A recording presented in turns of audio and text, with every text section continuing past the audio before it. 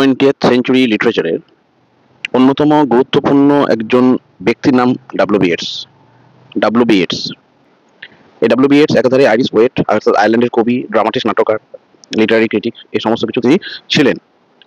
এবং 1923 সালে 1923 এই সালে তিনি নোবেল প্রাইজ পেয়েছিলেন, উইনার অফ নোবেল প্রাইজ।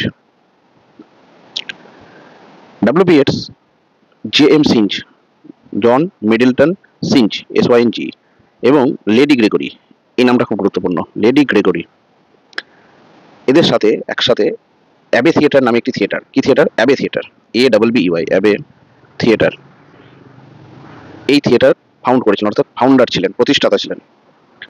বর্তমানে যে কবিতাটা আমাদের আলোচ্য, অর্থাৎ ওয়াইল্ড সোয়ানস অ্যাট কুল, এই কবিতাটা লেখা হয়েছিল, রিটেন 1916 থেকে 1917 মধ্যবর্তী কোনো একটি সময়ে কবিতাটা লেখা হয়েছিল এবং পাবলিশড হয়েছিল, অর্থাৎ কবিতাটা দুবার পাবলিশড হয়েছিল। এটা যদি আমরা ফার্স্ট ধরি, প্রথম পাবলিশড হয়েছিল 1917 সালের জুন মাসে, অ্যাপ্রক্সিমেটলি জুন মাসে, এবং যেখানে পাবলিশ হয়েছিল তার নাম হচ্ছে লিটল রিভিউ। পরবর্তীতে আরেকবার পাবলিশ হয়, অর্থাৎ লাস্ট টাইম অথবা সেকেন্ড টাইম কবিতাটা পাবলিশ হয় 1919-এ, এবং এবারে যেখানে পাবলিশ হয় তার নামটা হচ্ছে আমাদের কবিতার যে নাম সেই নামই তার ভলিউম, অর্থাৎ দি ওয়াইল্ড সোয়ানস অ্যাট কুল। এই টাইটেলের আন্ডারে ভলিউমে কবিতাটা পাবলিশ হয়েছিল 1919-এ। এটা গেল কবিতা সংক্রান্ত পাবলিকেশনের ডিটেলস। কবিতাটা লেখা হয়েছে যে মিটারে সেটা আয়াম্বিক, এবং এর মধ্যে বেশ কিছু লাইন ভেরিয়েশন আছে, অর্থাৎ কখনো আমরা টেট্রামিটার পাবো, কখনো কখনো ট্রাইমিটার পাবো, আবার কোথাও পেন্টামিটারও পাবো। এটা গেল স্ক্যানসনের বিষয়। কবিতাটাতে মোট টোটাল লাইন্স আছে, টোটাল লাইন্স 30, এবং স্ট্যান্ডার সংখ্যা হচ্ছে 5, অর্থাৎ প্রত্যেকটা স্ট্যান্ডাতে তাহলে 6টা করে লাইন আছে। আচ্ছা, কবিতাটা লেখা হয়েছে কখন? কবিতাটা লেখা হয়েছে during a period when Yeats was staying with his friend at lady Gregory's house. Lady Gregory যে নামটা আমরা একটু আগে পেলাম, সেই লেডি গ্রেগরি এস্টেট অথবা বাড়ি, এটা সেই কুল পার্কেই অবস্থিত আর কি, কুল পার্কেই লেডি গ্রেগরির বাড়িটা অবস্থিত। সেইখানে ডাব্লিউ বি ইয়েটস এবং তার কিছু সঙ্গী সাথী একসঙ্গে সেই কুল পার্কে অবস্থান করছিলেন। তখনই এই কবিতাটা তার লেখার অনুপ্রেরণা দেয় এবং সেখানে তিনি কবিতাটা লেখেন। এই যে ভলিউম পাবলিশ হলো দ্য ওয়াইল্ড সোয়ানস অ্যাট কুল এই নামে, এটা আবার অনেকেই বলে থাকেন যে এটা ডেডিকেট করা হয়েছে লেডি গ্রেগরির যে সান রবার্ট গ্রেগরি, যিনি আবার মেজর ছিলেন, অর্থাৎ এবং সেই ওয়ার্ল্ড ওয়ার 1-এ লেডি গ্রেগরির সান মেজর রবার্ট গ্রেগরি মারা যায় এবং তাকেই ডাব্লিউ বি ইয়েটস এই কবিতাটি ডেডিকেট করেছিল, অর্থাৎ ডেডিকেশন হচ্ছে রবার্ট গ্রেগরিকে। বোঝা গেছে? কবিতাটা লেখা হয়েছিল ইস্টার রাইজিং, যে একটি সিগনিফিকেন্ট ইনসিডেন্ট ঘটেছিল আয়ারল্যান্ডের স্ট্রাগল হিস্ট্রিতে, অর্থাৎ আয়ারল্যান্ড তখন স্বাধীনতা সংগ্রামের জন্য খুবই স্ট্রাগল করছে। তখন ইস্টার রাইজিং এর মতো যে একটি সিগনিফিকেন্ট হিস্টোরিক্যাল ইভেন্ট ঘটেছিল তার কিছু পরেই এই কবিতাটা লেখা হয়েছিল, এবং স্পিকারের মেলানকলি অ্যাটিটিউড এই কবিতায় ফুটে উঠেছে, কারণ কবি পুরোটাই ওয়ার্ল্ড ওয়ারের যে ওয়ারিনেস সেটাকে নিজের চোখে দেখেছেন। পলিটিক্যাল আয়ারল্যান্ডের যে পলিটিক্যাল ভায়োলেন্স এবং আনরেস্টটা চলছিল সেইটা ওয়ার্ল্ড ওয়ার 1-এর সময় এই কবিতায় মেলানকলিক অ্যাটিটিউড হিসেবে, টোন হিসেবে কিন্তু ধরা দিয়েছে, অর্থাৎ Yeats is witnessing those atmosphere at that moment. এই কবিতায় আমরা পাবো লেডি গ্রেগরি তো কথা পেলাম, এরপরে আরেকজন মহিলার আমরা উল্লেখ পাবো যার নাম মডগন, GONNE। এই মডগনকে বলা হয় কবি 3বারেরও বেশি প্রপোজাল দিয়েছিলেন, অর্থাৎ খুব পছন্দ করতেন মডগনকে, এবং 3বার বা 4বার, প্রত্যেকবারই ডাব্লিউ বি ইয়েটস কিন্তু রিজেক্টেড হয়েছেন, অর্থাৎ ডিসইলিউশনমেন্ট, ডিসঅ্যাপয়েন্টমেন্ট সমস্ত কিছু ডাব্লিউ বি ইয়েটস এর উপর কিন্তু প্রভাব বিস্তার করেছিল। পরবর্তীতে মডগনের কন্যা ইসওয়েল্ড গান, তার কাছেও ডাব্লিউ বি ইয়েটস এর প্রপোজাল যায় এবং সেখানেও ডাব্লিউ বি ইয়েটস রিজেক্টেড হন। এছাড়াও আইরিশ রেবেলিয়নের ব্রিটিশ রুলসের এগেনস্টে আইরিশ যে রেবেলিয়নটা হয়েছিল সেটার জন্য যে ফ্রাস্ট্রেশন কাজ করতো, অর্থাৎ আয়ারল্যান্ডের ইন্ডিপেন্ডেন্স সংক্রান্ত যে ফ্রাস্ট্রেশন কাজ করতো ডাব্লিউ বি ইয়েটস এর মধ্যে, এত স্ট্রাগল করছে আয়ারল্যান্ড, এই সমস্ত কিছু তার কবিতাতে প্রতিটা অক্ষরের ভেতর ফুটে উঠেছে। এই সামগ্রিক বর্ণনাটার মধ্যে দিয়ে আমরা এবার কবিতায় প্রবেশ করব। তাহলে এবার কবিতায় দেখা হচ্ছে।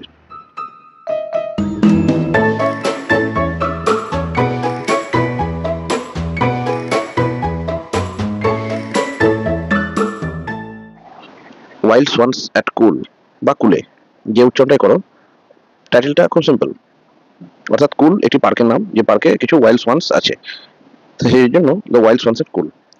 এবার এখানে স্ট্যান্ডা ওয়াইজ আমরা মিনিংটাকে দেখে নিই, তাহলে বিষয়টা ক্লিয়ার হয়ে যাবে। প্রথম স্ট্যান্ডায় কি বলছে, the trees are in their autumn beauty. The trees অর্থাৎ গাছেরা are in their autumn beauty, autumn একটি সিজনের নাম। কিরকম season? Autumn is a season of beauty, autumn সৌন্দর্যের একটি ঋতু। সাধারণত শরৎকালকে অটাম হিসেবে আমরা ধরতে পারি। তো এই অটাম তার সৌন্দর্যে সৌন্দর্যায়িত হয়ে আছে, এবং সেই সৌন্দর্যটা প্রকাশ করছে কে? ট্রিজ, গাছরা, গাছগুলো। The woodland paths are dry. Woodland path অর্থাৎ বনের মধ্যে, এখানে তো ট্রিজ বলেছে অর্থাৎ একাধিক গাছ আছে, গাছে ঘেরা, গাছ দিয়ে ঘেরা যে বনভূমি, সেই বনভূমির মধ্যে যে পাথটা গেছে, পথটা গেছে সেটা আর ড্রাই, শুষ্ক। কেন ড্রাই? কারণ it is devoid of rain, বৃষ্টি বর্জিত হয়ে আছে। Under the October twilight. কোন সময়ের এই বর্ণনাটা হচ্ছে? অক্টোবর মাসে, এবং টুয়াইলাইট অর্থাৎ গোধূলির সময়। টুয়াইলাইট মানে দিনের শেষ হয়ে আসছে এরকম সময়, টুয়াইলাইট। অক্টোবর মাসে টুয়াইলাইট সময়ে দ্য ওয়াটার, সেই যে পার্ক অর্থাৎ এই যে কুল পার্কটা, সেই পার্কের যে ওয়াটারটা মিরার, সেই জলে মিরার অর্থাৎ রিফ্লেক্ট করছে। কিসের রিফ্লেকশন আসছে? স্টিল স্কাই, একটি শান্ত স্থির আকাশের রিফ্লেকশনটা সেই জলে, বা পার্কের যে জলটা, লেকের যে জলটা, সেই জলে ধরা দিচ্ছে। ওখানে আরেকটা ঘটনা ঘটছে কি?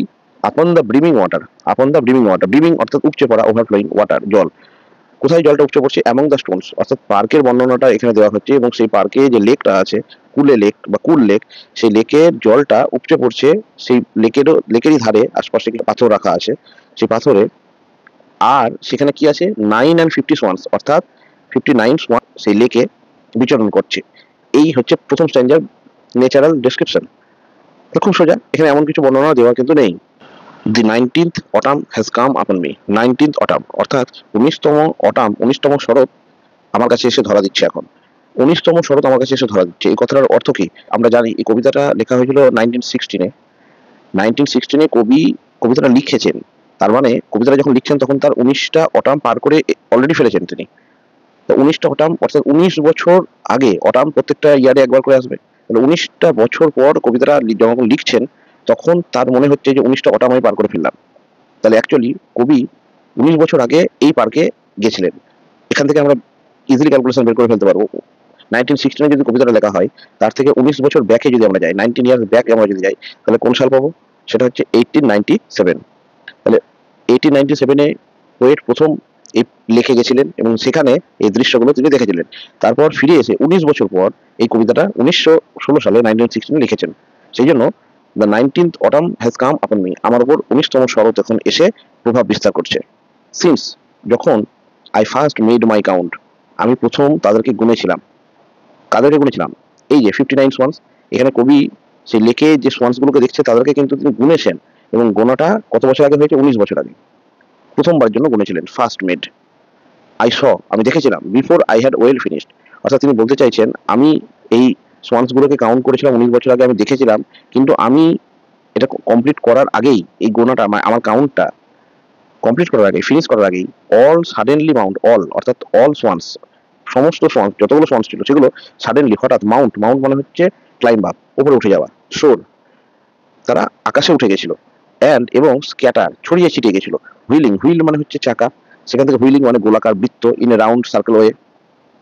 কিভাবে? ইন গ্রেট ব্রোকেন রিংস, তারা আকাশে উঠে, হঠাৎ করে আকাশে উঠে তারা একটা গোল বৃত্তাকারে, এবং বৃত্তাকারটা কিন্তু ভগ্ন, ব্রোকেন, ব্রোকেন মানে সম্পূর্ণ বৃত্ত না করতে পেরে তারা উপরে আকাশে কিন্তু ঘুরতে থাকে।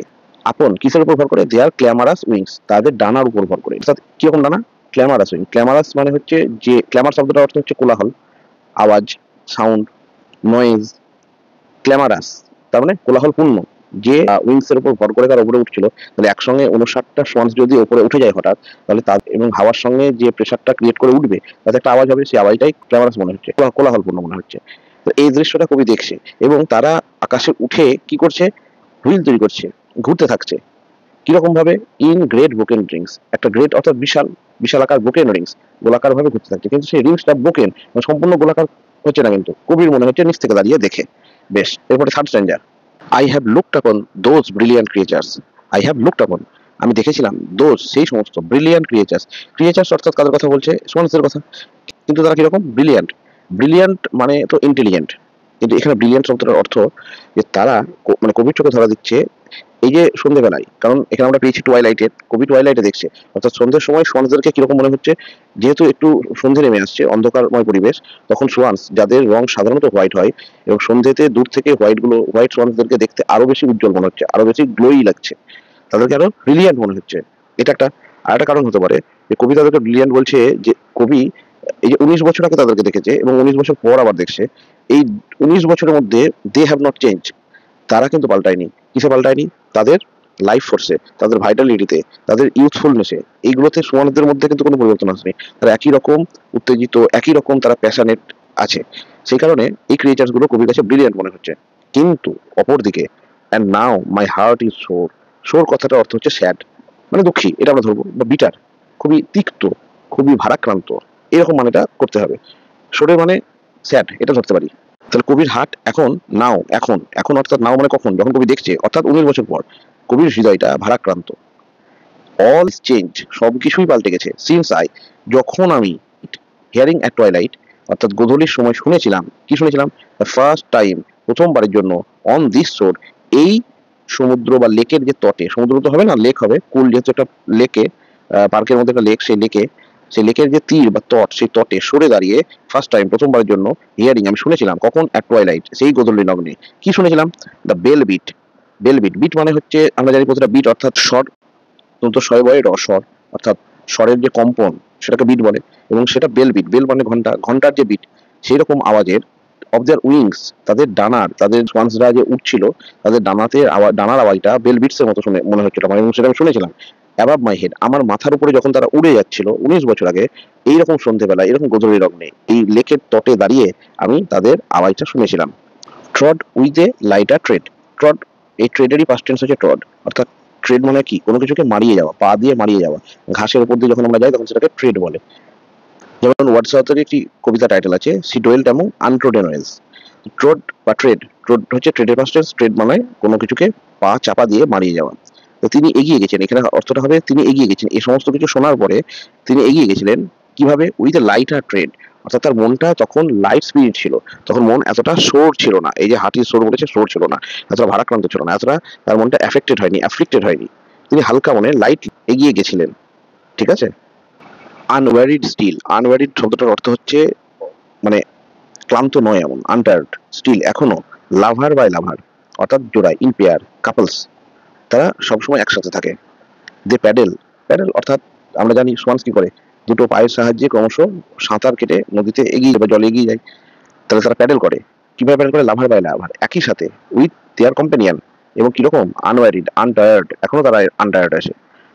কোথায় করে? ইন দ্য কোল্ড, সেই ঠান্ডা, কম্পেনিয়েবল স্ট্রিম, স্ট্রিমস মানে তো জল বা ঝর্ণা, এখানে আমরা জল ধরবো লেকের জলকে, কিন্তু কম্পেনিয়েবল কেন? কম্পেনিয়ানেবল মানে হচ্ছে, কম্পেনিয়ান মানে সঙ্গী, কম্পেনিয়ানেবল মানে হচ্ছে যে সঙ্গী হওয়ার উপযুক্ত, অর্থাৎ এখানে কোল্ড কম্পেনিয়েবল স্ট্রিম, এই শব্দটা মানে হচ্ছে সোয়ান্স তাদের সময়টা কোথায় কাটায়? জলে কাটায়, স্ট্রিমসে কাটায়, লেকে কাটাচ্ছে।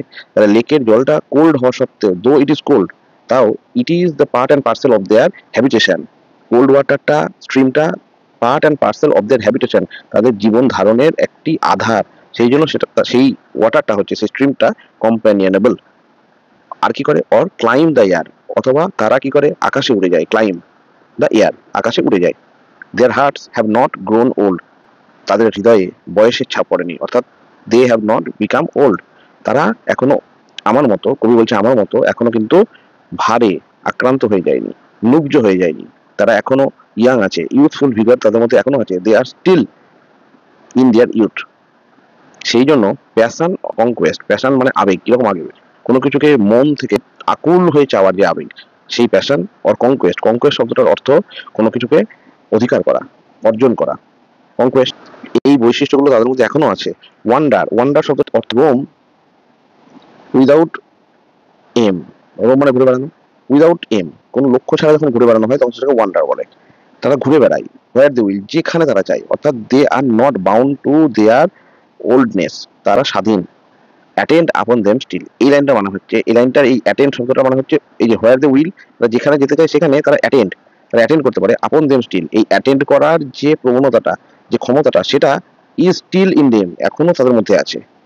লাস্ট স্ট্যাঞ্জা, বাট নাও, কিন্তু এখন, দে ড্রিফট, ড্রিফট শব্দটার অর্থ প্যাডেল, প্যাডেল করা অথবা ড্রাইভ, অর্থাৎ তারা এগিয়ে যাচ্ছে, বাট নাও দে ড্রিফট, তারা এগিয়ে যাচ্ছে অন দ্য স্টিল ওয়াটার, সেই শান্ত জলে। কিরকম তারা, দুটো অ্যাডজেক্টিভ ইউজ করছে সোয়ান্সের জন্য, মিস্টেরিয়াস, বিউটিফুল। মিস্টেরিয়াস রহস্যময়, ফুল অফ মিস্ট্রি, এবং বিউটিফুল অর্থাৎ সৌন্দর্যে পরিপূর্ণ। সোয়ান্সদেরকে ব্যাখ্যা করছে ইটস, মিস্টেরিয়াস অ্যান্ড বিউটিফুল, এই দুটো অ্যাডজেক্টিভের সাহায্যে। প্রথম স্ট্যান্ডাতেই ইয়েটস ইউজ করেছে the effect of transition, effect of transition, effect of transition. এটা মানে কি? এর মানে হচ্ছে the trees are in their autumn beauty. Autumn, autumn is a season. কিরকম সিজন? অটাম এমন একটা সিজন যার, যেটা মধ্যবর্তী, কিসের মধ্যবর্তী? সামার আর উইন্টার। সামার এবং উইন্টারের মধ্যবর্তী সিজন হচ্ছে অটাম, অর্থাৎ অটাম সামারের শেষ এবং উইন্টারের শুরু, এর ট্রানজিশন পিরিয়ডে রয়েছে। একইভাবে October, under the October, October কি? October is in between September and November, অর্থাৎ where one ends and winter begins, এর মধ্যবর্তী সিজন অক্টোবর। একই সাথে টুয়াইলাইট, টুয়াইলাইট, টুয়াইলাইট কি? Where days end and night begins, দিন শেষ হয়ে আসে এবং রাত শুরু হয়, তার মধ্যবর্তী সময় হচ্ছে টুয়াইলাইট। তাহলে তিনটে ট্রানজিশনাল এফেক্ট আমরা এখানে পাচ্ছি, একটা অটামে, অক্টোবরে, টুয়াইলাইটে। এবং খেয়াল করে দেখো, কোনোটাই কিন্তু is not full in their self, তারা কোনোটাই নিজে স্বয়ং সম্পূর্ণ নয়। Autumn is not self completed, সামারের শেষ উইন্টারের শুরু, তখন অটাম হয়। ডের শেষ নাইটের শুরু, তার মধ্যেকার অবস্থাটাকে টুয়াইলাইট, অর্থাৎ টুয়াইলাইট নিজে কিন্তু সম্পূর্ণ নয়। সেপ্টেম্বর গরমের শেষ এবং শীতের শুরু, এর মধ্যবর্তী সময়টা October. It's also reflects the broken rings, এই যে রিং, একটা রিং যেটা ব্রোকেন, যেটা ভাঙা, যেটা কমপ্লিট নয়, এই তিনটেও কিন্তু কমপ্লিট নয় in itself, in their self, তাদের নিজেদের মধ্যে কিন্তু তারা কমপ্লিটেড নয়। আচ্ছা, মিরার্স এ স্টিল স্কাই, মিরার্স, মিরার্স অর্থাৎ রিফ্লেক্ট, রিফ্লেক্ট করছে কি? ওপরের যে আকাশে, আকাশের ছবিটা, সেটা এই লেকের জলে রিফ্লেক্ট করছে। এখানে আরেকটা রিফ্লেকশন হচ্ছে কিসের? The mindset of Yeats, Yeats এর যে মানসিক স্থিতি, সেটাও রিফ্লেক্ট করছে। কিসে, কিরকম মানসিক স্থিতি? Yeats has compared in this poem his boyhood or his youth to his old age, তার ইউথ এবং ওল্ড এজের এই যে কম্পারিজন, সেটা স্টিল যে ওয়াটারটা সেখানে কিন্তু রিফ্লেক্ট করছে, মিরার্স হচ্ছে। স্টিল স্কাই, মিরার্স এ স্টিল স্কাই, স্কাইটা স্টিল। খেয়াল করে দেখো, স্কাইটা স্টিল, কিন্তু সেই স্টিল স্কাইয়ের ছবিটা আমরা কখন দেখতে পাচ্ছি? সেটা রিফ্লেক্ট হচ্ছে কিসে? এই লেকের জলে। লেকের জলটা হচ্ছে স্থির, স্কাইটাও স্থির, এই যে স্কাই সেটা স্টিল। এই স্টিল স্কাইটা আবার রিফ্লেক্ট করছে, অর্থাৎ তুলে ধরছে আমাদেরকে the stagnation of Yeats's life, ইয়েটসের লাইফটা এক জায়গায় এসে স্তব্ধ হয়ে গেছে, স্থির হয়ে গেছে, স্টিল হয়ে গেছে। এই স্টিলটা রিফ্লেক্ট করছে দ্য স্টিল স্কাই, যেটার ছায়াটা, যেটার প্রতিবিম্বটা রিফ্লেক্ট করছে সেই শান্ত নদীর জলে, লেকের জলে। অর্থাৎ Yeats's inactivity, Yeats's the end of Yeats's life, অর্থাৎ Yeats is reaching towards his end of life, এইটা রিফ্লেক্ট করছে এই অটামের বিউটির মধ্যে। নেক্সট লাইনে বলছে upon the brimming water, brimming অর্থাৎ কিরকম ওয়াটারটা, লেকের ওয়াটারটা কিরকম? ব্রিমিং, উপচে পড়ছে, overflowing. Of the lake is full of water, যেটা is contrasting with the woodland parts are dry, পথটা শুষ্ক, কিন্তু সেই সেই একই সিনারিওতে যে লেক আছে, সেই লেকের জলটা আবার উপচে পড়ছে। এই both are contrasting, both are juxtaposed in this first stanza, পাশাপাশি বসেছে, একসাথে বসেছে, একই সিনারিওতে বসেছে। এখানে যে ব্রিমিং ওয়াটার, যে লেকের জলটা, সেই লেকের জলটা ইজ ইন কন্ট্রাস্ট উইথ ইয়েটসের লাইফ, ইয়েটসের লাইফ এবং ব্রিমিং ওয়াটার পুরোপুরি কন্ট্রাস্টিং। কেন? ইয়েটসের life is now reaching its end, it's not full of, কিন্তু what the lake is full of water. একই সাথে the woodland parts are dry, এই ড্রাই পাথটা রিফ্লেক্টস ইয়েটসেস লাইফ। কেমন? আরেকটা বিষয় খেয়াল করো, এই ফার্স্ট স্ট্যান্জাতে যে ন্যাচারাল ডেসক্রিপশনটা আমরা পেলাম, এখানে প্রত্যেকটাই কিন্তু অটামের বিউটির কথা তুলে ধরেছে। ট্রিজ গুলো অটামের বিউটিতে আছে, অক্টোবর টুয়াইলাইটের মধ্যে সৌন্দর্য আছে, আকাশের যে স্থির আকাশের ছবিটা রিফ্লেক্ট করছে লেকের জলে, ওয়াটার গুলো ব্রিমিং, অর্থাৎ অ্যাবান্ডেন্স অফ ওয়াটার আছে। এই সমস্ত কিছুতে Yeats is an odd one, Yeats কিন্তু এখানে বেমানান। ইয়েটস, এই পুরো সিনারিওটার মধ্যে ইয়েটস কিন্তু বেমানান। আর 9 and 50 সোয়ান্স, 59টা সোয়ান্স আছে এখানে। খেয়াল করে দেখো, 9 and 50, 59 বলা হয়নি, 9 and 50, অর্থাৎ Yeats is very much concern in his counting. Yeats যে পরের স্ট্যান্জাটি বলবে I made my first count, Yeats যে গুণে ছিল, ইয়েটস কনসেন্ট্রেট করেছিল এগুলোকে গোনাতে, এইটা এই সংখ্যাটার উল্লেখের মধ্যেই বোঝা যাচ্ছে। এবং সংখ্যাটা অদ্ভুত, 59, it is also an odd one. অর্থাৎ আমরা যদি এই যে এখানে একটু একটু পরেই বলবে, দেখবে যে লাভার্স বাই লাভার্স, অর্থাৎ ইন পেয়ারে থাকবে, কাপলসে থাকবে। কিন্তু এখানে আমরা যদি 59 কে কাপলসে পরিণত করতে চাই, পেয়ারে পরিণত করতে চাই, তাহলে পারবো না। সেক্ষেত্রে আমরা 58 পাবো। 58 যদি পাই তাহলে 29 পেয়ার হবে। কিন্তু তাও একটা পেয়ার কি পড়ে থাকবে, আনপেয়ার অবস্থায় পড়ে থাকবে। অর্থাৎ 29টা পেয়ারে 58 সোয়ান্স আমরা পাচ্ছি, কিন্তু একটা সোয়ান্স লেফট আউট হয়ে যাবে। এই left out swans odd one which reflects Yeats also, আরো একবার ইয়েটসকে রিফ্লেক্ট করছে। এই যে লেফট আউট সোয়ান্সটা, এই লেফট আউট সোয়ান্সটাই is without pair, without another swans. আমরা জানি Yeats is very much in love with Maud Gonne, এবং তার পরবর্তী ক্ষেত্রে মডগনের যে মেয়ে, তার সঙ্গে তাকেও কিন্তু ইয়েটস খুব পছন্দ করতো। Yeats's unrequited love is represented in the number of 9 and 50, which is also an odd one. এরপরে আমরা নেক্সট টাইমে যাব। 19th অটামের কথা ইয়েটস বলছে, অর্থাৎ ইয়েটস 19তম অটামে এসে পৌঁছেছে, যেখানে সোয়ান্সরা কিন্তু আনএফেক্টেড বাই টাইম। অর্থাৎ ইয়েটস এখানে is captured in or under time dimension. Yeats time ডাইমেনশনের মধ্যে ক্যাপচার হয়ে গেছে, যেটা সোয়ান্সরা কিন্তু নয়। সোয়ান্স আর লিবারাল, ফ্রি। ইয়েটস তাদেরকে যে গুণ ছিল, মেড মাই ফার্স্ট কাউন্ট গোনার সময় অল সাডেনলি বাউন্ড, তারা তাড়াতাড়ি উপরে উঠে গেছিল, ফ্লাই করে গেছিল। হুইচ অলসো, যে মানে তারা এত তাড়াতাড়ি ফ্লাই করে গেছিল যে ইয়েটস এর গোনাটা কিন্তু কমপ্লিট হয়নি। ইয়েটস গুণ মানে গোনাটা শেষ হওয়ার আগেই, ফিনিশ হওয়ার আগেই, আই হ্যাড ওয়েল ফিনিশ হওয়ার আগেই তারা কিন্তু উপরে উঠে গেছিল। It's also shows the age of Yeats, অর্থাৎ where Yeats have now came to his life, কোথায় তার জীবনে এসে ইয়েটস দাঁড়িয়েছে।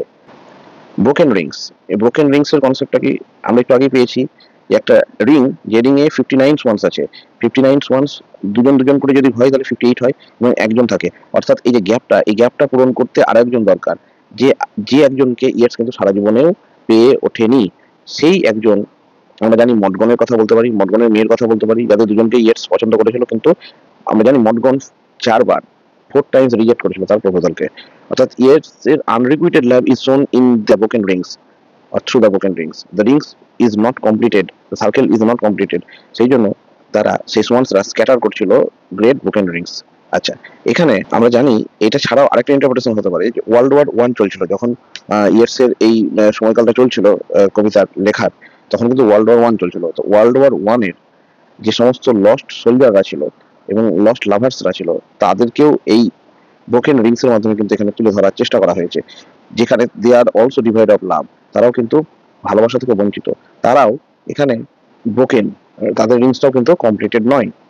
লস্ট লাভারদের কথা এখানে আমরা বলতে পারি ওয়ার্ল্ড ওয়ার 1 এর। ঠিক আছে, এরপরে লাস্ট লাইনে যেটা বলছে ক্ল্যামারাস উইং, এই ক্ল্যামারাস উইং এই শব্দটা, ক্ল্যামার মানে আমি একটু আগে বলেছিলাম কোলাহলপূর্ণ। এই কোলাহলপূর্ণ এবং তার আগে যেহেতু ব্রোকেন রিংস, অর্থাৎ ওয়ার্ল্ড ওয়ার 1 এর যে সমস্ত আওয়াজ, the sound related to war, এটাকেও এই ক্ল্যামারাসের মাধ্যমে তুলে ধরা হয়েছে। অর্থাৎ সেই সোয়ান্সরা যখন ডানার ঝাপটাতে ঝাপটাতে উপরে উঠে ব্রোকেন রিংসে ঘুরে বেড়াচ্ছিল, তাদের ডানার আওয়াজটা reflects the sound of war, which also reminds Yeats's sympathy towards the world war and struggle of Ireland to become free. এই থার্ড স্ট্যান্ডাতে এখানে সোয়ান্সদেরকে ব্রিলিয়ান্ট ক্রিয়েচার্স বলা হয়েছে। ব্রিলিয়ান্ট শব্দটা একটু ডিটেলসে অ্যানালাইসিস করার প্রয়োজন আছে। ব্রিলিয়ান্ট কেন বলছে ইয়েটস ব্রিলিয়ান্ট সোয়ান্সদেরকে এইটা সিগনিফিকেন্স দেওয়ার জন্য বলছে, যে যখন 19 বছর আগে সোয়ান্সদেরকে সেই লেকের ধারে এসে ইয়েটস দেখেছিল, তখন সেই সোয়ান্সদের মধ্যে যা যা বৈশিষ্ট্য, যা যা ক্যারেক্টারিস্টিক্স দেখতে পেয়েছিল, এবং 19 বছর পরে এসে যখন আবার তাদেরকে দেখছে, দে রিমেন দ্য সেম, তারা একই রকম আছে। While the poet has gone a lot of changes inside him, যেখানে কবির মনের মধ্যে কিন্তু অনেক রকম পরিবর্তন ঘটে গেছে, সেটা বিভিন্ন কারণেই হোক, আমরা জেনেছি বা এর পরের স্ট্যান্ডাগুলোতেও হালকা আভাস পাবো তার। সেই কারণে ব্রিলিয়ান্ট বলছে। এবার ব্রিলিয়ান্ট শব্দটা তো বুদ্ধিমত্তা প্রকাশ করতে ব্যবহৃত হয়, এখানে ব্রিলিয়ান্সের মাধ্যমে এটাই বোঝানো হচ্ছে যে যে সোয়ান্সগুলোকে কবি দেখেছিল, তারা তাদের প্যাশনে, এবং প্যাশনটা ওয়াইল্ড প্যাশন, তারা কঙ্কার করে, তারা মিস্ট্রিয়াস, এবং তারা ইউথফুল ভিগার, লাইফ ফোর্স, এই সমস্ত কিছুতে পরিপূর্ণ। 19 বছর আগেও ছিল, এখনো সেম আছে। সেই কারণে কবির তাদেরকে দেখে মনে হচ্ছে এরা যেন ব্রিলিয়ান্ট ক্রিয়েচার্স, অর্থাৎ এই ক্রিয়েচার্স, এই প্রাণীরা আউট অফ দ্য ওয়ার্ল্ড, এরা মিস্টেরিয়াস, একটু পরেই বলবে মিস্টেরিয়াস ক্রিয়েচার। তো ব্রিলিয়ান্স শব্দটা এই অর্থে ব্যবহৃত হয়েছে। আচ্ছা, এই যে ব্রিলিয়ান্ট, এটা 19 বছর আগে কবি যখন দেখেছিল, এই 19 বছরের গ্যাপে এখন এসে দাঁড়িয়ে, বর্তমান সময়ে দাঁড়িয়ে, কবি যে তার হাতটা এখন সোর, অর্থাৎ তার হৃদয়টা পরিপূর্ণ হয়ে গেছে, ভারাক্রান্ত হয়ে গেছে, তার মনটা সেই রকম আর নেই 19 বছর আগে যেরকম ছিল, কিন্তু সেখানে সোয়ান্সরা কিন্তু বিকেম রিমেন্ড দ্য সেম, একই রকম রয়ে গেছে।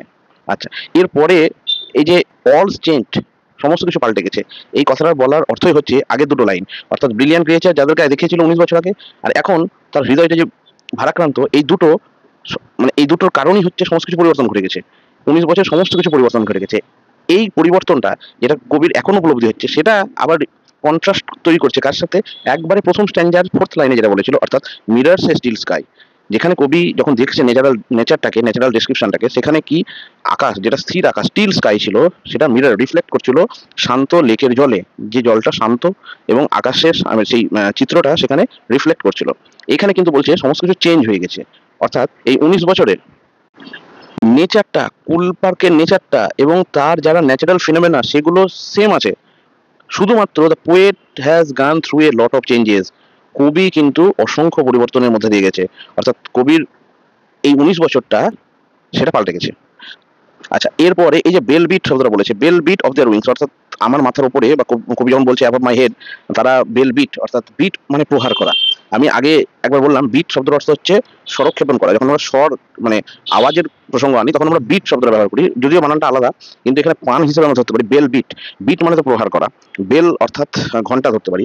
অনেক ক্রিটিক্স এখানে এই রকমটা একটা কনোটেশন আনার চেষ্টা করেন যে বেল বিট, বেল শব্দটা রিফ্লেক্ট করে যেহেতু ইয়েটস একজন খ্রিস্টান ছিলেন, এবং bell is related to church, অর্থাৎ চার্চের ঘন্টার সাথে এই বেলবিট, চার্চের ঘন্টার যে আওয়াজ, কাইম মিউজিক যেটাকে বলে, সেটার সাথে সিএইচআইএম কাইম, কাইমিং বেল বলে না, সিএইচআইএমআইএনজি কাইমিং বেল, ঘন্টার আওয়াজ, সেই চার্চের যে ঘন্টা, যেটা আমরা লিটারেচারে অনেকবারই ঘুরে ফিরে পাই, যে যেমন ম্যাকবেথে পেয়েছি ডেথ নেল বলেছে ওখানে, চার্চের ঘন্টার সঙ্গে তুলনা করা হয়েছে ডানকানের যখন এই এপিসোডটা চলে।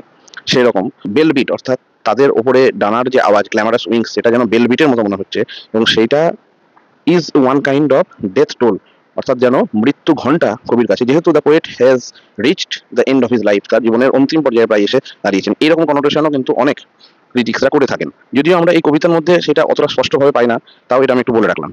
আচ্ছা, এটা তো ট্রড উইথ লাইটার ট্রেড, আমি তো আগেই বলেছি, লাইটার অর্থাৎ খুবই হালকা, হালকা মনে। 19 বছর আগে কবির মনটা তো এত সমস্ত কিছুতে পরিপূর্ণ ছিল না। 19 বছর আগে কবি অনেকটা ইয়াং ছিলেন, এবং তার মনটাও 19 বছর যে যত কিছু সহ্য করেছে, যা যা তার উপর দিয়ে গেছে, সেগুলো তার মনে প্রভাব ফেলেনি। সেই জন্য তিনি এই সমস্ত দৃশ্য আগেও যখন 19 বছর আগে দেখেছেন, তখন তিনি কিন্তু খুবই হালকা মনে ধীরে ধীরে এগিয়ে যেতে পেরেছেন, কিন্তু এখন সেটা তারা সম্ভব হচ্ছে না।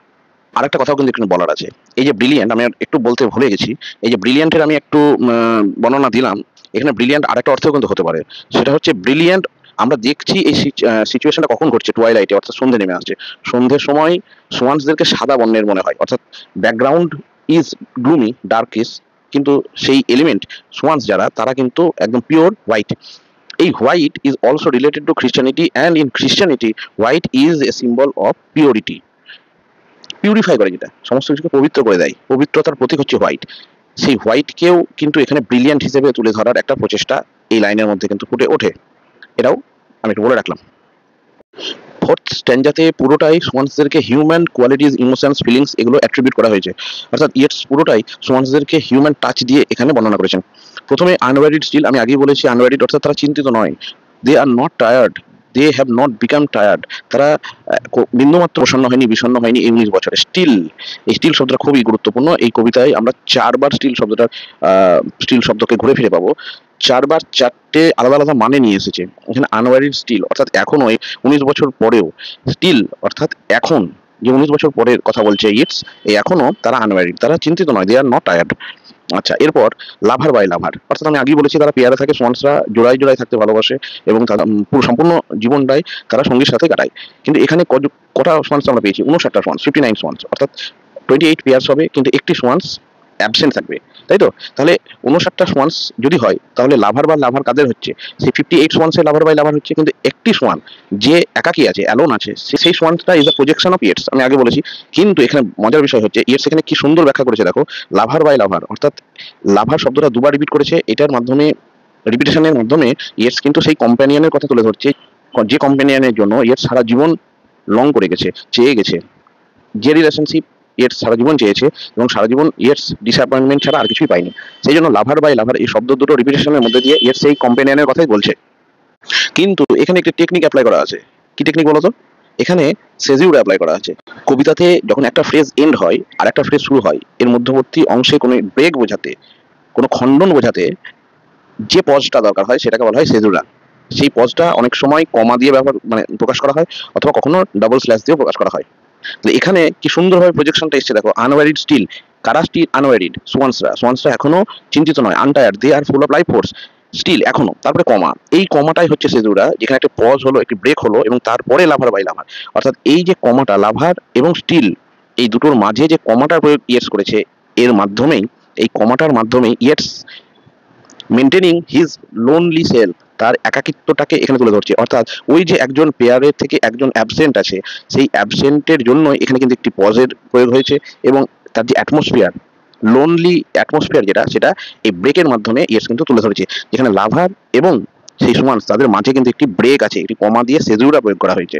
অর্থাৎ they are not same, Yeats remained alone throughout his life.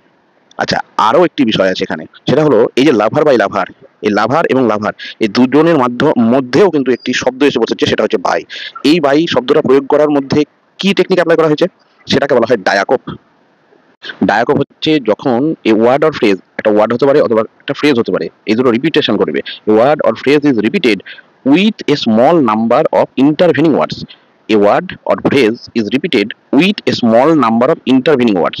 দুটো ফ্রেজ অথবা ওয়ার্ড রিপিট ঘটবে এবং তাদের মাঝখানে মধ্যে একটি মানে খুব ছোট্ট একটি শব্দ বা ফ্রেজ ইন্টারভেন করবে, মধ্যে ঢুকে যাবে। সেই ফিগার অফ স্পিচটার নাম হয় ডায়াকোপ। আমি লিখে দিচ্ছি, ডায়াকোপ, সিওপি। কোথায় ঘটলো এটা? এই যে lover by lover, repetition of word এবং তার মাঝে বাই শব্দটা ডায়াকোপের কাজ করছে। অর্থাৎ এই টোটালটা মিলে যে ফিগার অফ স্পিচটা তুলে এখানে ফুটে উঠেছে, সেটাকে বলা হয় ডায়াকোপ। মনে থাকবে? আরো রেটরিক আমরা পাবো, দেখো কোল্ড কম্পানিয়নেবল, সি এবং সি কনসোনেন্টের সাউন্ড রিপিটেশন করছে, অ্যালিটারেশন, এখানে অ্যালিটারেশন পাচ্ছি। যাক, এরপরে আসি, their hearts have not grown old. Their hearts, সেই সন্দের heart, have not grown old, তাদের হাত এখনো বৃদ্ধ হয়ে ওঠেনি, তাদের হার্ট এখনো ভারাক্রান্ত হয়নি। এখানে ইয়েটস কি করলো? ইয়েটস নিজের থেকে সোয়ানসদের ডিস্টেন্স তৈরি করলো। ইয়েটস এর হার্ট এখন কিন্তু, আমরা একটু আগে পেলাম মাই হার্ট ইজ নাও শোর, এখন কিন্তু ভারাক্রান্ত হয়েছে, মানে সোয়ানসরা এখনো আনম্যারিড আছে, আগেই বলেছে। আচ্ছা, এখানে এই যে have not grown old, their hearts have not grown old, এই লাইনটার মধ্যে কি তুলে ধরা হলো? পার্মানেন্স কে তুলে ধরা হয়েছে, পার্মানেন্স, ইটার্নিটি। এই বিষয়টা এখানে ফুটে উঠেছে যে তারা কখনোই বৃদ্ধ হবে না, ওল্ড হবে না, তাদের ইউথফুলনেস সবসময় বজায় থাকবে।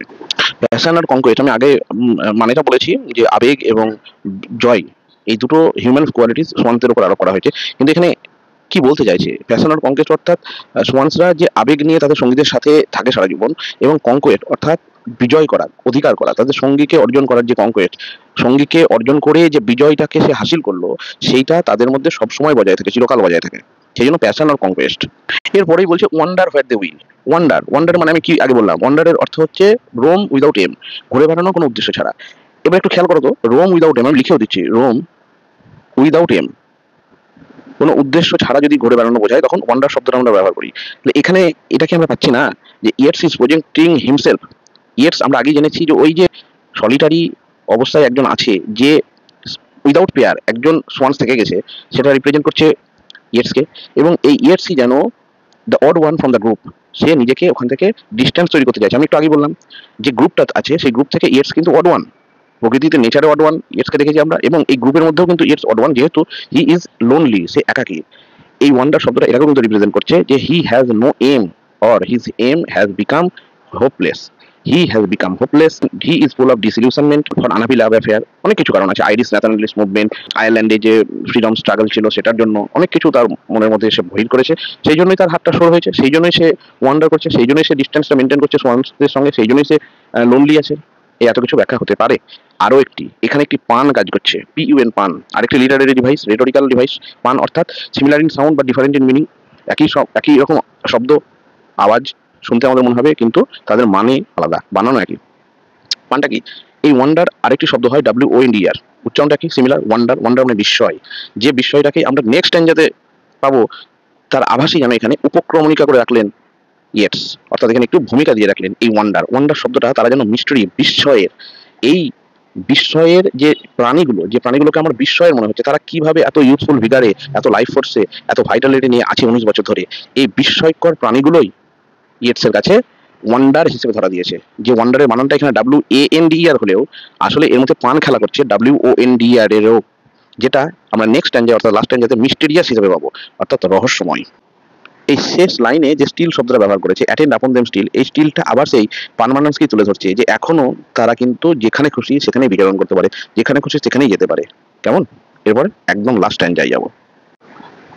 But now they drift on the still water, কিন্তু তারা এখন এখন সেই শান্ত জলে কিন্তু চলমান, তারা এখনো চলে বেড়াচ্ছে। এই যে স্টিল ওয়াটার, ওয়াটারটা স্টিল শান্ত, এটা আমাদের মনে করাতে পারে ফার্স্ট স্ট্যান্জাতে যেখানে মিরর দ্য স্টিল স্কাই বলেছিল, অর্থাৎ স্টিল স্কাইয়ের, শান্ত আকাশের, স্থির আকাশের যে রিফ্লেকশনটা পড়ছিল, কোথায় পড়ছিল তারই অ্যান্সার আমরা লাস্ট স্ট্যান্জায় পাচ্ছি স্টিল ওয়াটারে। ওয়াটারটা স্টিল, আকাশটা স্টিল, পরিবেশটাতে সমস্ত কিছু স্টিল, স্থির হয়ে আছে। Only one movable is the age of the running years of its. মিস্টেরিয়াসের মানে বর্ণনাটা তো আমি আগেই বললাম এই ওয়ান্ডারের সঙ্গে, এবং তারা যে ব্রিলিয়ান্স সেটাও এখানে তুলে ধরা হচ্ছে। এই মিস্টেরিয়াসের রহস্যময়, এখানে মিস্টিসিজম, ইয়েসের মিস্টিসিজম নিয়ে অনেক কথা বলা যায়। মিস্টিসিজম এফেক্ট এখানে ইয়েটস আরোপ করেছে সোয়ানসদের প্রতি। বিউটিফুল, খুব সিম্পল একটা অ্যাডজেক্টিভ, বিউটিফুল, সুন্দর তাদেরকে বলেছে, এবং এই অ্যাডজেক্টিভটা সবার শেষে এলো, অর্থাৎ ইয়েটস এত ভারী ভারী অ্যাডজেক্টিভ ব্যবহার করার পরে শেষে তাদেরকে বিউটিফুল বলে তুলে ধরেছে। এই থার্ড লাইনটা খুব গুরুত্বপূর্ণ, এমন what rushes will they build, they will build, আবার হাইপার বেটন, তারা বাড়ি তৈরি করবে, তারা বাড়ি তৈরি করবে কোনো একটি জায়গায়, কোনো একটি ঝোপঝাড়ে গিয়ে। রাসেস এটা কি ইন্ডিকেট করছে? এটা ইন্ডিকেট করছে যে their life will remain in it's cycle, তাদের যে জীবনচক্রটা সেটা কিন্তু চলতেই থাকবে, তাদের জীবনচক্রটা কিন্তু ব্রোকেন নয়। তারা তাদের জীবন ধারণের জন্য যা যা করা দরকার সেগুলো কিন্তু সমস্ত কিছু করবে, যেটা ইয়েটসের সঙ্গে পসিবল নয়। ইয়েটস সারা জীবন যাকে চেয়েছে তার সঙ্গে কিন্তু লাইফ লং কাটাতে পারেনি, কিন্তু অন্যদিকে সোয়ান্সরা, যেটা ইয়েটসের সঙ্গে কন্ট্রাস্টিং অবস্থায় রয়েছে, তারা তাদের যে জীবন, তাদের যে দৈনন্দিন যে বেঁচে থাকা সেটা চালিয়ে যাবে, তারা তৈরি করবে বাড়ি, অর্থাৎ তাদের জীবনচক্রটা চলবে। একদম শেষে যে দুটো লাইন, সেই দুটো লাইনে যে কত ব্যাখ্যা সম্ভব এটা বলে শেষ করা যাবে না, তাও আমি চেষ্টা করছি যতটা পারছি বলার। দেখো এখানে কি বলছে, এই তো গেল ডিলাইট মেন সাইজ, তারা অন্য জায়গায় গিয়ে হয়তো ঘরটর বাঁধবে এবং মানুষদেরকে আবার এরকমই আনন্দ দেবে। এবং তারপরে কি বলছে, হোয়েন, যখন, আই অ্যাওক সামডে, আই অ্যাওক সামডে, অ্যাওক মানে তো জেগে ওঠা। তো আমরা তো জানি যে কবি তো 19 বছর পরে সেই লেকের ধারে দাঁড়িয়েই তাদেরকে দেখছে, তাহলে কিভাবে জেগে উঠবে? কবি তো জেগেই আছে, তাই নয়? কিন্তু এখানে বলছে আই অ্যাবক সামডে, হয়তো বা আমি কোনোদিন জেগে উঠবো, টু ফাইন্ড, এটা দেখতে বা খুঁজে পেতে, দে হ্যাভ ফ্লোন অ্যাওয়ে, যে তারা চলে গেছে। এবং এটা কিন্তু স্টেটমেন্ট নয়, কোশ্চেন মার্ক দিয়ে শেষ হচ্ছে, অর্থাৎ এটা কবি জিজ্ঞাসা, the poet is asking A question to his reader বা টু হিমসেলফ, নিজের কাছেই প্রশ্ন করছে অথবা পাঠকদের কাছে প্রশ্ন করছে, যে আমি কোনোদিন জেগে ওঠার পরে কি তাদেরকে খুঁজে পাবো যে তারা অলরেডি চলে গেছে? এটা কি ব্যাখ্যা হতে পারে? ব্যাখ্যা অনেক হতে পারে। হয়তো এরকমটা মনে করতে পারো যে যেহেতু ইটস তার জীবনের অন্তিম পর্যায়ে এসে পৌঁছেছে, he has reach the age of his life, সেখানে মেটাফরিক্যালি ইয়েটস হয়তো ফ্লোন অ্যাওয়ে করে যাবে after death to fulfil the broken rings, অর্থাৎ যে রিংটা এতদিন ব্রোকেন ছিল, অ্যাবসেন্ট ছিল ওয়ান্সের, সেইখানে হয়তো after death Yeats will flown away and fulfil the gap. এই গ্যাপটা ফুলফিল করার জন্য ইয়েটসের কিন্তু এই যে পার্থিব জীবন এটা থাকলে হবে না, ইয়েটসকে তার মৃত্যুর পরে সেখানে কিন্তু ইয়েটসের মেটাফরিক্যালি যাওয়া সম্ভব। এটা অ্যাওয়েকের একটা অর্থ হতে পারে।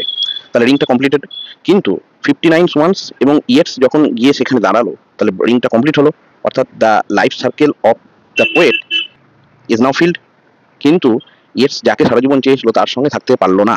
সেই 60th যে সোয়ান্স, 60তম যে সোয়ান্সের অ্যাবসেন্সটা আমরা এতক্ষণ কবিতাতে অনুভব করলাম, সেটাই ফুলফিল করলো, কমপ্লিট করলো কে? ইয়েটস। করতে পারে কখন? When he will awake someday, যখন সে কোনোদিন জেগে উঠবে। আচ্ছা, এটার ব্যাখ্যা কিন্তু আমি এখনো যাইনি।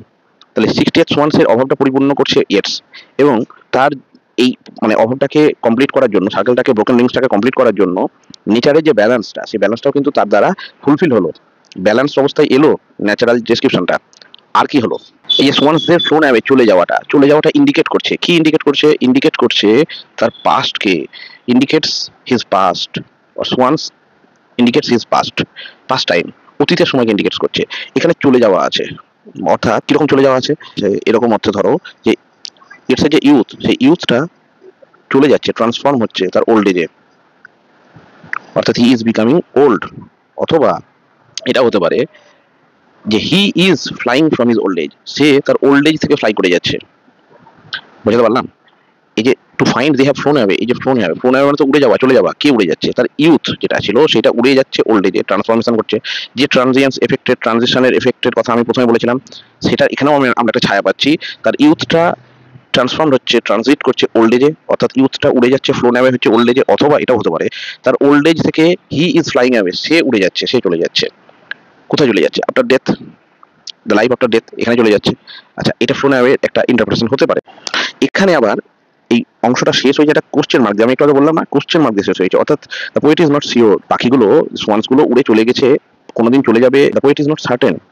এরকমও হতে পারে যে যেহেতু আমি বললাম সোয়ান্সরা কি করছে, সোয়ান্সরা ইন্ডিকেট করছে তার পাস্টকে, হয়তো এরকমও একটা কবির মনে আসতে পারে যে the past will not leave him, অতীত কি কখনো তাকে ছেড়ে যাবে, এই কোশ্চেন মার্কটা দিয়ে কিন্তু ইয়েটস এখানে শেষ করছে। অর্থাৎ he is not sure, not certain. তার এই যে স্মৃতিটা, সেই স্মৃতিটা কি কখনো তার কাছ থেকে ছেড়ে যাবে? আমরা একদম শেষ অংশে চলে এসেছি কবিতার, এবং জাস্ট অল্প কয়েকটা কথা বলা বাকি আছে। আমি পাশে একটি ছবি রেখেছি, দেখো। এই ছবিটা না দেখালে ইট সম্বন্ধে বেশিরভাগ অংশ অসম্পূর্ণ থেকে যাবে একটা কবিতার ক্ষেত্রে। এই যে ছবিটা, এই ছবিটার একটি বিশেষ তাৎপর্য আছে, সেটা আমি পরে বলছি। আমরা ছিলাম শেষ দুটো লাইনের শেষ অংশে, অর্থাৎ I awake some day to find they have flown away. এই অংশে এই অংশটা বর্ণনা করার জন্য আমাকে এই ছবিটা আনতেই হতো। এবং এই ছবিটা কি, সেটা হলো ইয়েটসের নিজস্ব একটি কনসেপ্ট ছিল।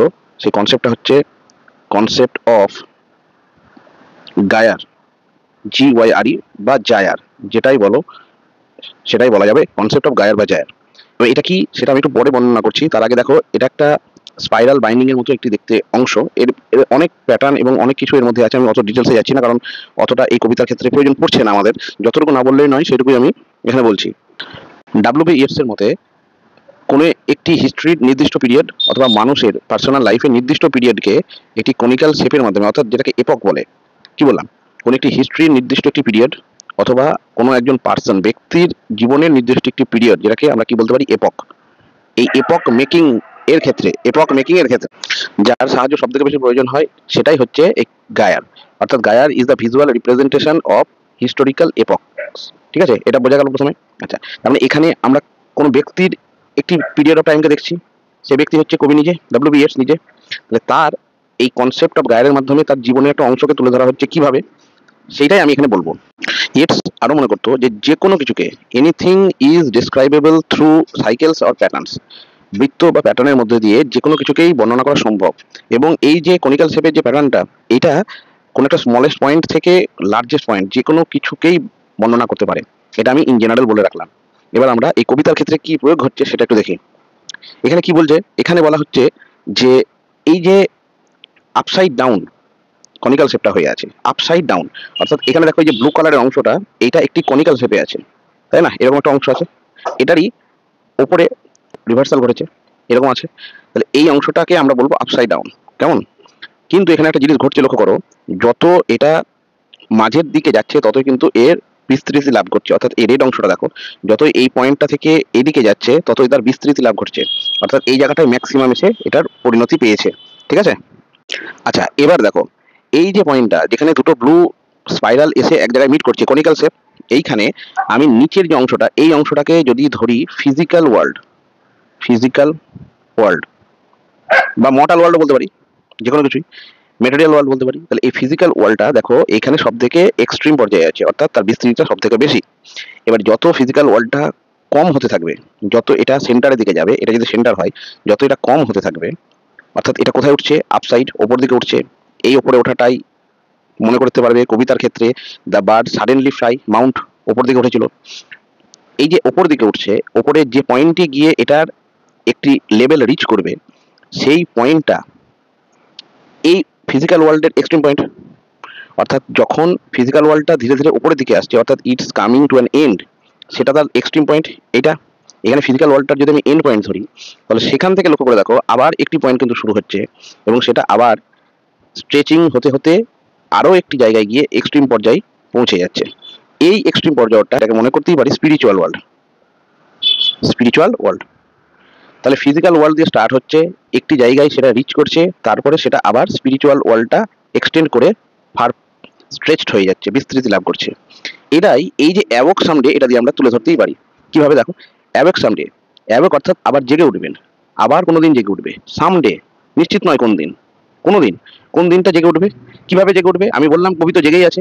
এই জায়গাটায় আমরা তিনটা নামেতে পাবো। আরো লিটারেচারে মানে প্রচুর উদাহরণ এখানে দেওয়া যায়, যেখানে এই একই ইমেজের উপর, একই থিমের উপর বর্ণনা দেওয়া আছে। ফিজিক্যাল ওয়ার্ল্ড যখন একজন ব্যক্তি বেঁচে আছে, জীবিত অবস্থায় আছে, তখন তার ফিজিক্যাল অ্যাওয়েকেনিং হয়ে আছে, কিন্তু তার স্পিরিচুয়াল অ্যাওয়েকেনিং যেটা, সেটা দেখো জিরো। স্পিরিচুয়াল অ্যাওয়েকেনিংটা জিরো হয়ে আছে কখন? যখন সে ফিজিক্যাল ওয়ার্ল্ডে আছে। এই অংশে ফিজিক্যাল ওয়ার্ল্ড থেকে যখন সে ধীরে ধীরে স্পিরিচুয়াল ওয়ার্ল্ডে যাবে, সেটা হবে তার আসল অ্যাওয়েকেনিং। এখানে তার অ্যাওয়েকেনিংটা জিরো, জিরো লেভেলে আছে। অ্যাওয়েকেনিং আসল হবে স্পিরিচুয়াল ওয়ার্ল্ডে গিয়ে। অর্থাৎ যত সেন্টার থেকে ধীরে ধীরে উপরের দিকে যাবে, সেন্টার থেকে উপরের দিকে যাবে, তত তার স্পিরিচুয়াল অ্যাওয়েকেনিং, অর্থাৎ রিয়াল অ্যাওয়েকেনিং, প্রকৃত জাগরণ যেটা, পার্থিব জগতের মৃত্যু যখন ঘটবে তখন তার প্রকৃত জাগরণটা হবে, রিয়াল অ্যাওয়েকেনিং হবে। এটা বোঝাতে পারলাম? এইটুকু বুঝলেই এই কবিতার এই অংশটুকু ক্লিয়ার হবে, আর এর ডিটেলসে ভেতরে যাওয়ার প্রয়োজন পড়বে না। এটাকে বলা হয় কনসেপ্ট অফ গায়ার বা জায়ার। এই ডাব্লিউ.বি. ইয়েটসেরই আরেকটি কবিতা আছে the second coming. The second coming, এই সেকেন্ড কামিং এর আরেকটি লাইন আছে, লাইনটি খুবই ইম্পর্টেন্ট। এই ইমেজটা দিয়ে তোমরা বুঝতে পারবে যে লাইনটা এরকম, things fall apart, centre can not hold. এই যে centre can not hold, things সমস্ত কিছু খুলে পড়ে যাচ্ছে, centre can not hold, centre ধরে রাখতে পারছে না। ফিজিক্যাল ওয়ার্ল্ড যখন শেষের দিকে যাবে তখনই তার আসল অ্যাওয়েকেনিংটা শুরু হবে, অর্থাৎ স্পিরিচুয়াল অ্যাওয়েকেনিংটা শুরু হবে, এবং স্পিরিচুয়াল অ্যাওয়েকেনিং এর মাধ্যমেই ইয়েটস সেই ব্রোকেন যে রিংসটা ছিল সেটাকে কমপ্লিট করতে পারবে, অর্থাৎ 60th সোয়ানের ভূমিকায় ইয়েটস পৌঁছে যাবে। আশা করি ক্লিয়ার করতে পেরেছি যতটা আমার পক্ষে সম্ভব। কিছু যদি প্রয়োজন মনে হয় যে আরো কিছু ডিটেলিং এর প্রয়োজন আছে তাহলে জানাবে, তখন সেরকম ভাবে আবার আমি সেটা তুলে ধরবো। দেখা হবে পরের আরেকটি ভিডিওতে।